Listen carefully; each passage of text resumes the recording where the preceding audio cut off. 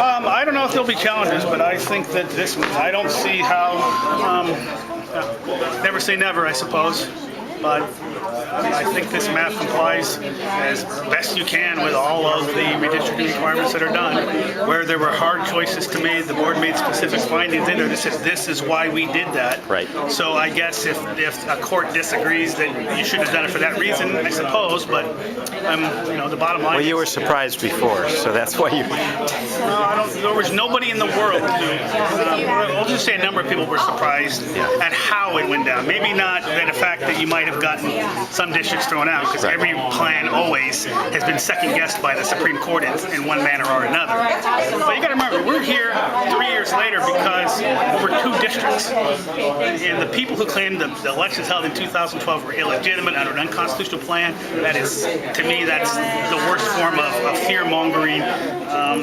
Because the plan was never thrown out as a whole. The court said the process wasn't done right, so therefore we can't tell whether these 2 districts that are at issue complied, properly balanced the Voting Rights Act and the state constitution. That's what it was all about. So I think the board has a good map, and I'm hoping we won't have any challenges, but I don't know. I know Petersburg has already said they're happy, so we've had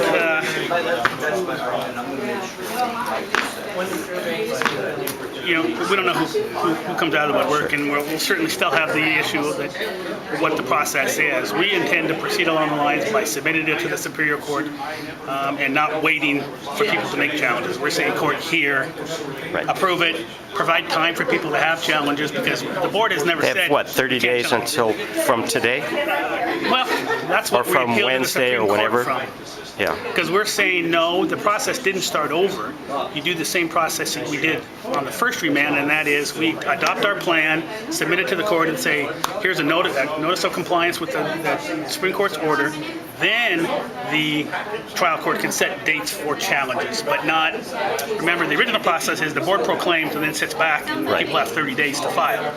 The trial court filed in an order recently that seemed to imply that we were back using the same process again. And our interpretation of the Constitution is that's wrong. We're not saying people can't challenge this map. We're not saying that new people can't come in and say we don't like this. We're just saying, no, you don't wait 30 days to see if there are challenges. You resubmit it, and then the court says, file your objections within 10 days, 15 days, whatever it was. The court could well still give them 30 days, I suppose. But given the